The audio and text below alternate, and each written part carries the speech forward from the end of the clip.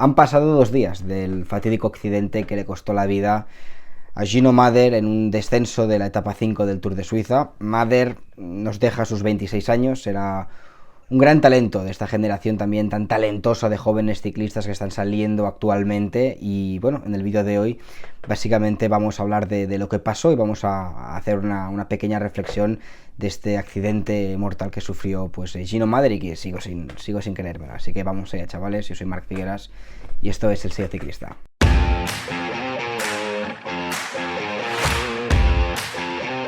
Bueno, vamos allá a hablar de Gino Mäder, un vídeo que se ha retrasado un par de días. Muchos me habéis escrito si iba a colgar vídeo de lo de Gino Mäder o si era un tema demasiado serio, delicado para abordar. Lo cierto es que me hubiese gustado hablar hace 2 días de este tema, pero por tema trabajo no he podido y no quería hacer un vídeo rápido sobre una cuestión tan delicada y tan dura como es el fallecimiento de Gino Mäder. Y hoy que tenía la tarde libre, pues me he sentado, he organizado mis ideas y mis sentimientos, que son bastantes. Es que sigo sin creerme lo que ha pasado. Y creo que tenemos que hablar de lo que ha sucedido. Quiero que en los comentarios, os despidáis vosotros de Gino Mäder o dejéis vuestro comentario sobre el ciclista suizo, porque tengo una reflexión que quiero poner encima de la mesa sobre lo que ha pasado. Vamos allá. En primer lugar vamos a hablar de lo que sucedió. Gino Mäder, un ciclista, como os digo, lo conocíais todos, del Bahrein, 26 años, un jovencísimo corredor muy talentoso de esta generación tan potente que os comentaba de corredores que están llegando de las categorías inferiores y están arrasando en el calendario profesional. Un corredor de familia ciclista. De hecho, él es suizo-italiano, Gino Mäder, ya lo veis con el tipo de apellido, pero es de familia ciclista. Su padre, no sé si llegó profesional, pero estaba metido de lleno en tema ciclismo, y el por qué él se llama Gino es por causa ciclista, es porque viene de familia ciclista. Sabéis que en Italia, en los 40, hubo un gran corredor llamado Gino Bartali. Pues su padre, como os digo, le encantaba la bicicleta, y cuando nació su hijo, pues le puso Gino en honor a Bartali, a Gino Mäder. Así que os digo, un poco de contexto, un corredor, ya os digo, de familia ciclista, que venía apretando desde categorías inferiores y se encontraba corriendo el Tour de Suiza, que es al final la carrera de casa, y en la etapa número 5, el pasado viernes, pues en el último descenso, se subía, se llama el puerto Albula Pass, se bajaba y se llegaba a la meta, pues en el descenso, kilómetro 197, sufrió una caída a alta velocidad.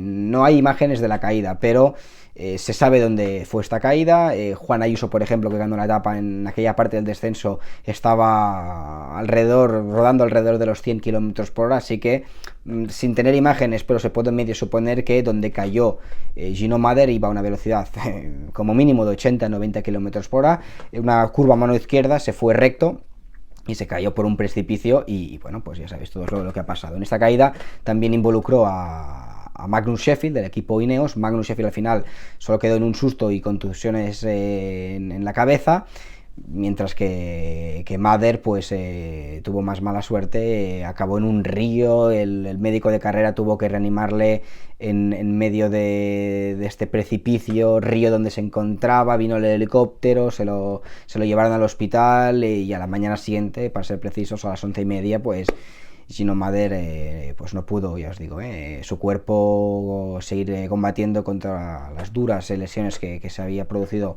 en la bajada del Albula Pass, creo que se llama este descenso, y bueno, pues perdimos a Gino Mäder. Vamos a hablar un poquito de lo que ha pasado, porque leí un artículo el otro día de Remco Evenepoel, donde decía que la organización se había pasado con aquel descenso, que era muy malo, era peligroso. A ver, culpables, yo creo que es lo último que tenemos que lanzar en una desgracia como estas. Lo que os puedo contar es que Suiza tiene una peculiaridad. Nunca he hecho el Albula Pass, pero sí que he estado en otros puertos muy cerca del Albula Pass. De hecho, he subido los otros 2 puertos que subían en la etapa 5 del Tour de Suiza, justo antes del Albula Pass, y son puertos muy similares. En Suiza es una gozada las carreteras porque están súper bien asfaltadas, son puertos muy largos, que son, ya os digo, perfectos para rodar. Pero desde que fui a Suiza por primera vez a montar en bicicleta, con la empresa Tenemos Viajes ahí en Suiza, me conozco bien algunos de los puertos.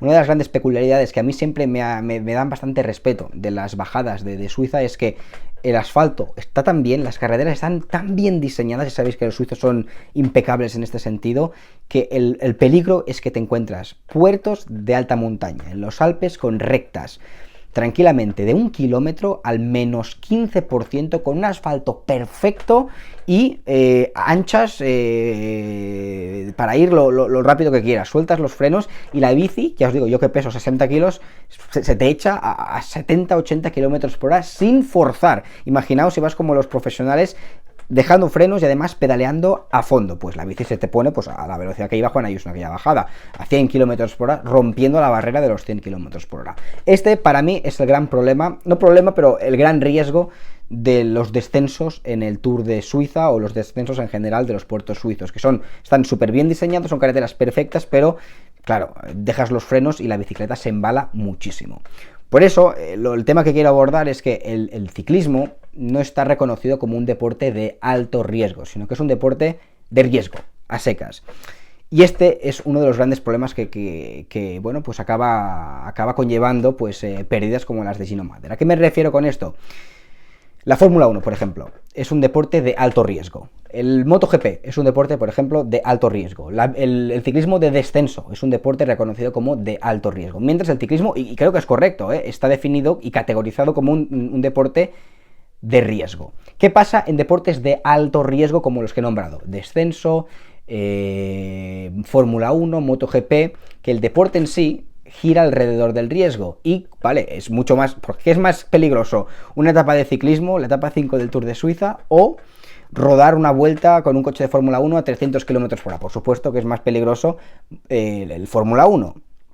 El tema es que con los deportes de alto riesgo hay un protocolo espectacular alrededor del deporte que lo hace seguro, en el sentido de, vale, es muy peligroso ir en un Fórmula 1 a 300 km por hora, con una MotoGP también a 300 km por hora, pero se diseñan circuitos especiales para eso, con escapatorios para que los motoristas o los pilotos no se choquen con ningún muro a alta velocidad, se construyen coches con el típico cockpit, que eso es inquebrantable para los corredores, que aunque se choquen a 300 km por hora no les pasa absolutamente nada, van con cascos, monos de cuero especiales, es decir, ¿pueden pasar desgracias? Sí, pero los deportes de alto riesgo, en el cual no se incluye el ciclismo, el deporte en sí gira alrededor del riesgo y hay unos protocolos y están diseñados para que, aunque haya mucho riesgo, se minimice muchísimo este riesgo constante que hay en cada una de las rectas y giros del descenso de ciclismo, de la Fórmula 1 o de la MotoGP.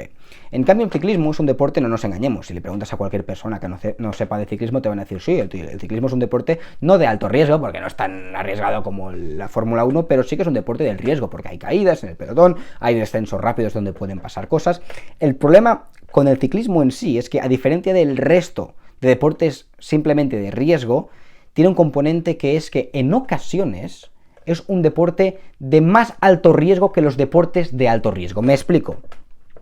Alguna vez he andado en bici con corredores profesionales de motos, es decir, una vez monté en bici con Maverick Viñales, corredor de MotoGP, seguro que todos lo conocéis o mucha gente lo conoce, un piloto básicamente de MotoGP, que me comentaba esto, estaba de acuerdo, dices que el ciclismo hay momentos que tiene más riesgo que la Fórmula 1, que el MotoGP, aunque sean deportes de alto riesgo. ¿Y cómo se explica esto? Porque el ciclismo es un deporte, ya os digo, que en general, bueno, puedes caerte a 40 por hora y esto no es una cosa súper arriesgada, o puede haber una montonera y te puedes hacer daño y punto, pero hay momentos como por ejemplo aquel descenso de Albula Pass que es más peligroso que impactar con un Fórmula 1 a 300 km por hora. Me explico.